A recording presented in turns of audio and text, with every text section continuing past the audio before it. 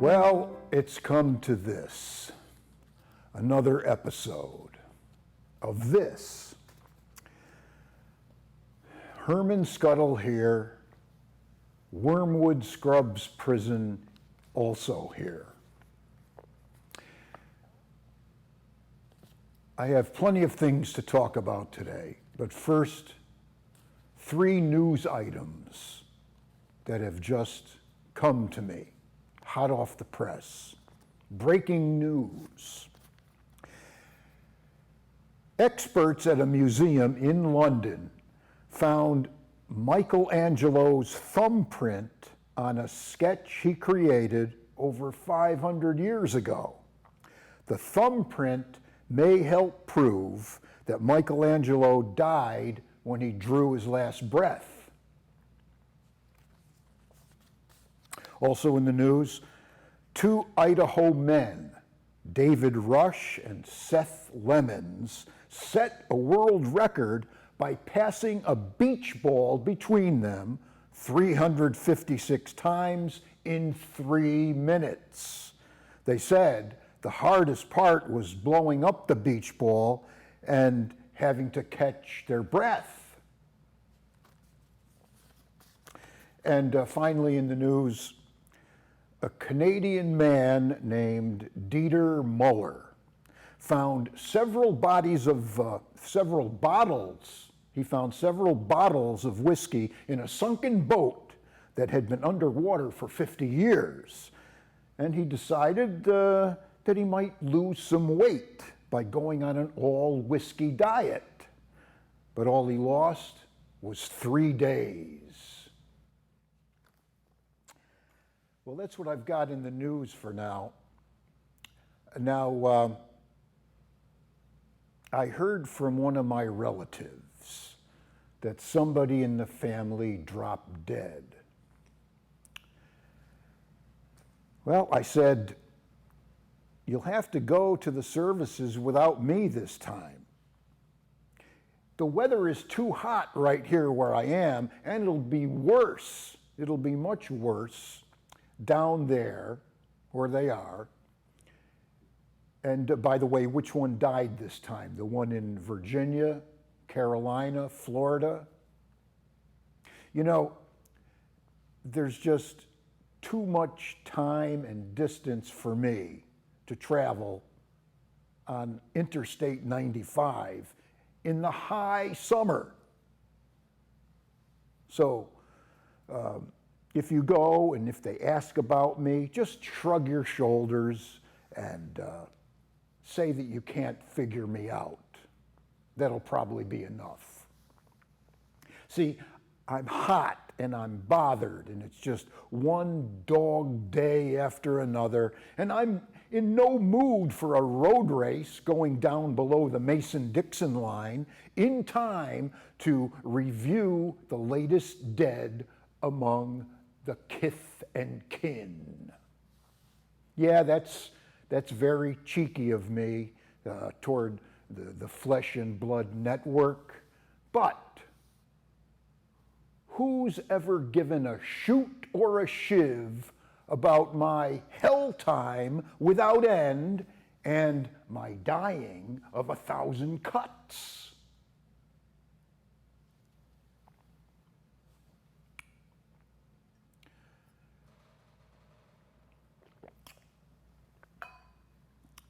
Yes, how about a song? I'm glad you asked.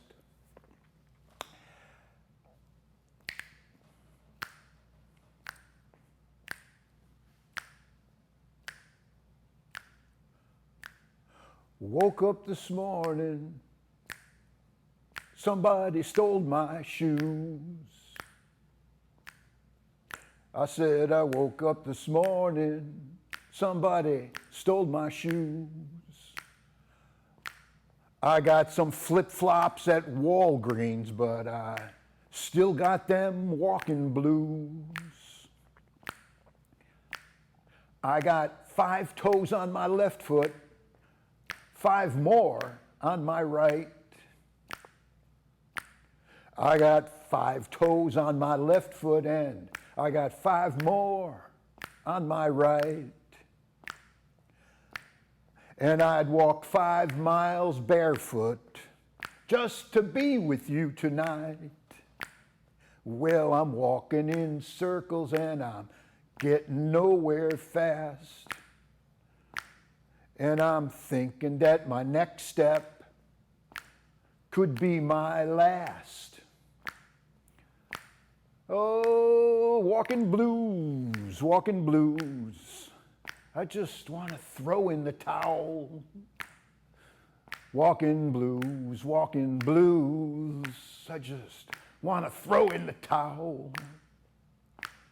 Shaky ground, shaky ground. Feet don't fail me now. Thank you, thank you. Captain Backfish, yeah, he's here somewhere. Captain Backfish, my old friend here at the prison, my fellow prisoner. He's getting more feeble by the minute, and I'll do my best to bring him out here so he can do his thing. I'll be right back. Hey, Captain Backfish. Captain Backfish, it's your time. Come on, let's do it. Let's do it, come on. Are you ready? Yeah. Are you ready? Does that mean you're ready? Let's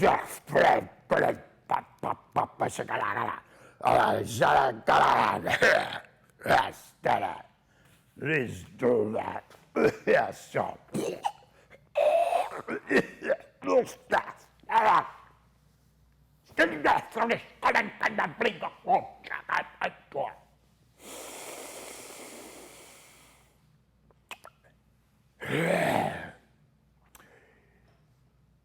You say that you're experiencing writer's block. Writer's block. Well, I say that's just a cop-out. Yes. Just go outside and take a long walk. And then grab yourself a yellow legal pad and a number 2 pencil and get busy. And then if you're still stuck in the writing process, try another craft, like selling shoes or aluminum siding.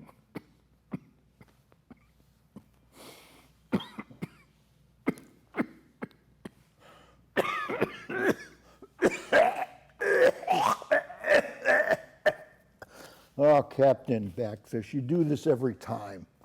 You make a big production out of it. I think that if you took a little bit better care of yourself, you know, some deep breathing, some bending and stretching, take care of yourself so you don't do this every time.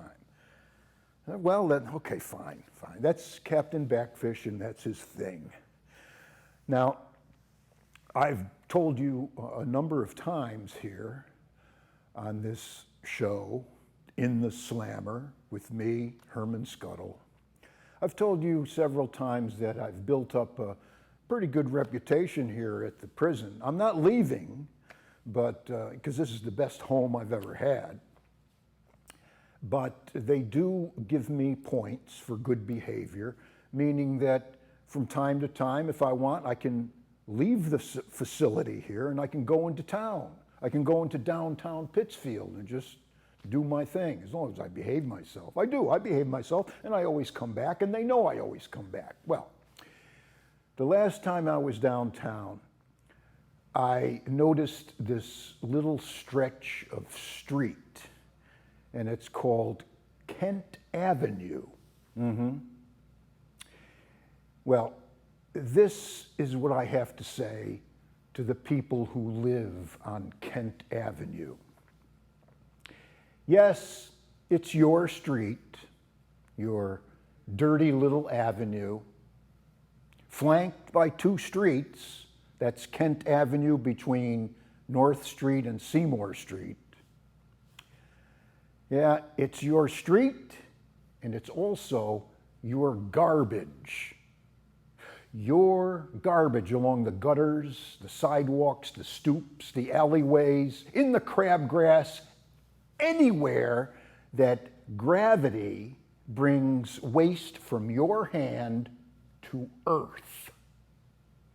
Oh, the grounds crew must have a great no-show job. Yeah, those maintenance men and women from your wet behind the ears imagination, illusionary somebodies that you suppose come around and police the area after you toss off another empty Bud Light, another Fireball nip, one more empty Newport box, pizza boxes, Ziploc bags, McNugget wrappers, slushy cups, pandemic masks, scratch tickets, parking tickets, and babies' soiled Huggies.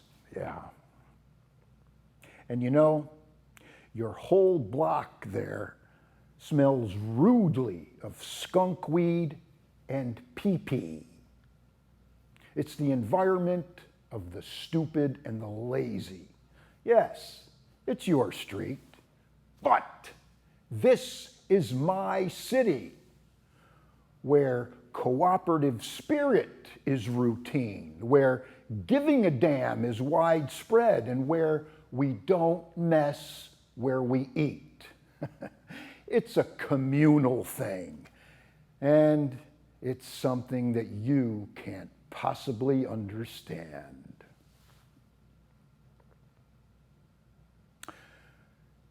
Yeah, I do see something under my chair here. It's another letter.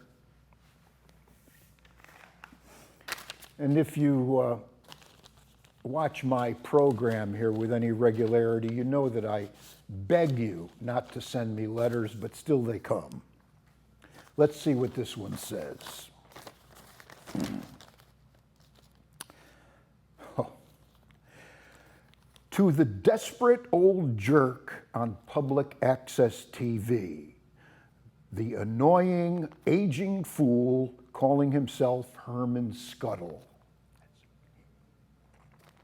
That creepy loser from the In the Slammer show. You make me physically and mentally out of sorts. Oh, I know the easiest remedy is just to turn off the television or switch channels. But when I accidentally flip on your show, I become immobilized. Your broadcast is so substandard, it paralyzes me. You come across as incredibly, what is that? Oh, they say, you come across as incredibly rock bottom and stupid. But it gets me hogtied, like being frozen while watching a train wreck. This is a real love letter. Speaking of train wrecks, remember that movie, The Fugitive, with Harrison Ford? Yeah.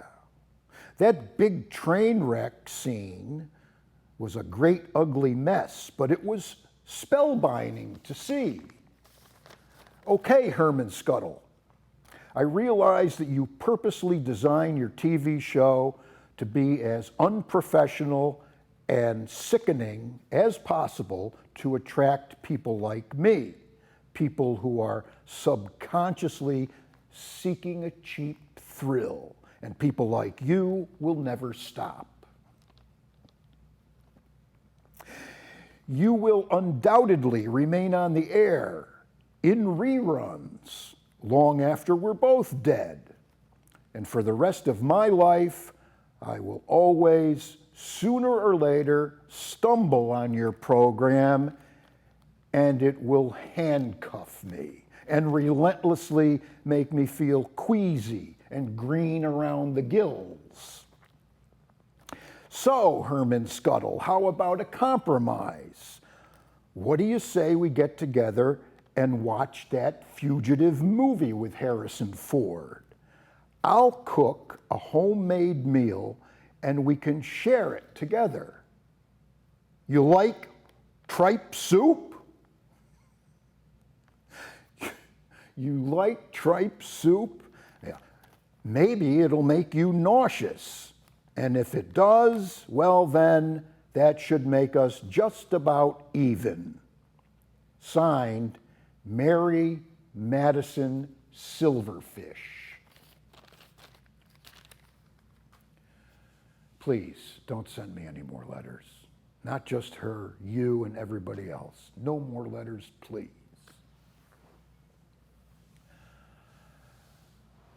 Now, you watch me and you think, well, this guy probably has never had a good relationship with someone. But if that's what you think, you would be wrong. I've had some pretty good relationships with some good women in the past. Yeah, I wasn't always in prison. I wasn't always living on the streets and stinking up all of Berkshire County. There was a time when I was fairly together and I had some fairly good relationships. Here's what I can say about one of those relationships. We took our turns with our firepower. It was sometimes me, sometimes her. Hothead explosions or a half-hearted bang. Me and her alternating as bonfire or candle, conflagration or spark, on again, off again, rages and smoldering, until the passionate pledge of "till death to us part" got reduced to ashes. Now everybody tells me to be cool, just shut up and chill. They say, even solar flares don't have significant effects on us here on Earth. Whatever that means. Well, it was me and her in our standalone hellholes, put asunder by burnout and riding out the separation fever. Well, that was one relationship I had. A good relationship with a pretty good woman. There was another one. It was pretty good too. But I screwed it up as usual. I made her very angry. She was ticked off because I called her a genius. Maybe it was the word. Maybe it was my tone. She said I was confusing her exceptional patience with superior intelligence. Want me to say that again? Sure. She said I was confusing her exceptional patience with superior intelligence, which she said made me look stupid and dragged her down into that sub-basement of stupidity where I feel comfortable. She said, "Get out and don't come back until you evolve." Oh, she hated it when I called her a genius. I should have said, aging whiz kid.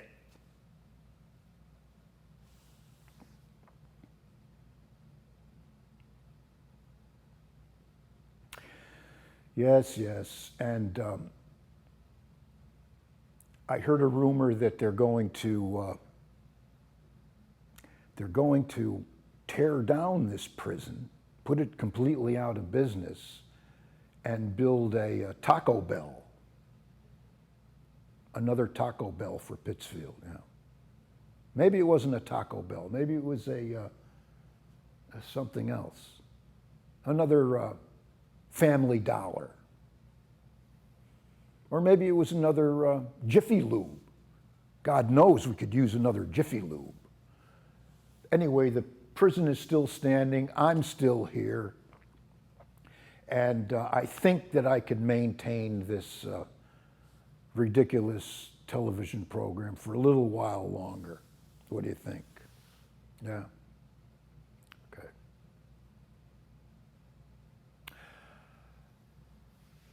I can tell you now, I mentioned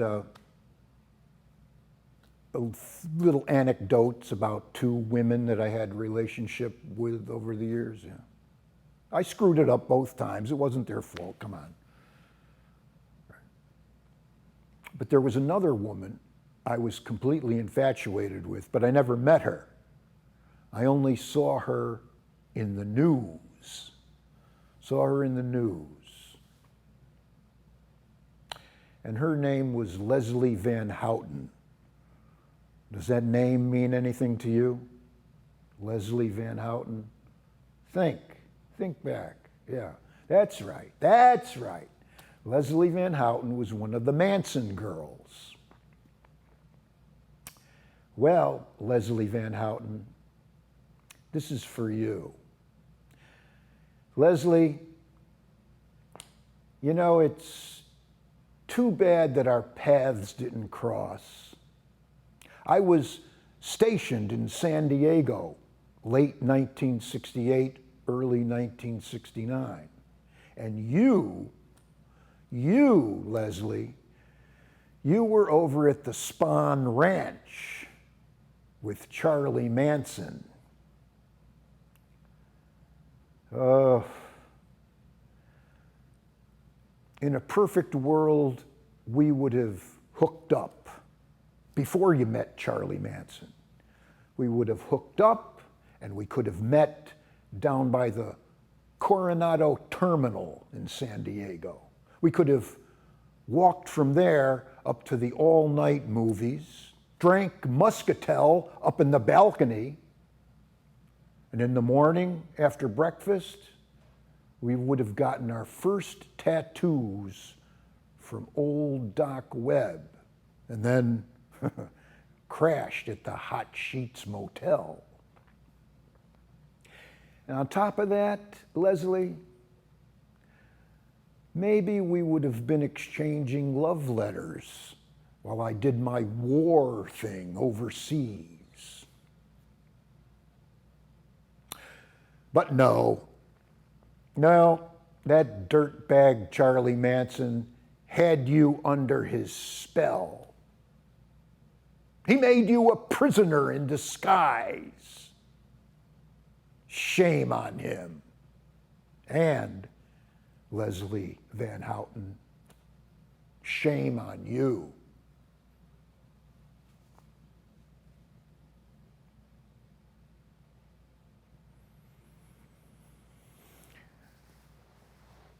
You know, I'm trying to remember a song that I wrote back then. I don't know whether it was for her or one of my other women friends or who it was for. Maybe it was for my Cocker Spaniel. But it went like this.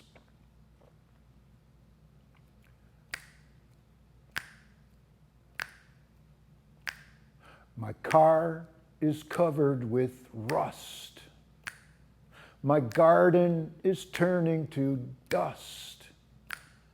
But first thing in the morning, there's nothing sweeter than you. Hair is falling out of my head. My poetry is basically dead. But first thing in the morning, there's nothing sweeter than you. The salt of the earth may have lost its savor, but nothing changes your morning flavor. Left is right and even is odd. The church is more important than God. But first thing in the morning, there's nothing sweeter than you. I said, first thing in the morning, there's nothing sweeter than you.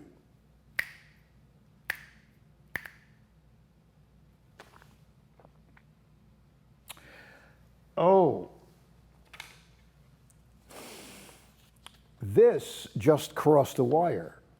This just in. Listen to this. A Georgia woman named Trish Wilshire found 18 snakes under her bed. It was a mother snake and her 17 babies. When asked to describe the mother snake, Miss Wilshire said, "It looked like an angry rope." Well, I see my producer, the guard, is giving me a warning that I have just a minute and a half left. 1 minute, Herman. 1 minute, Herman. So I'll tell you this distressing news that I wasn't going to mention, but this happened before I came on the air. And I'll leave you with this note, and be careful with this information. A cement mixer has collided with a prison van. So be on the lookout for 9 hardened criminals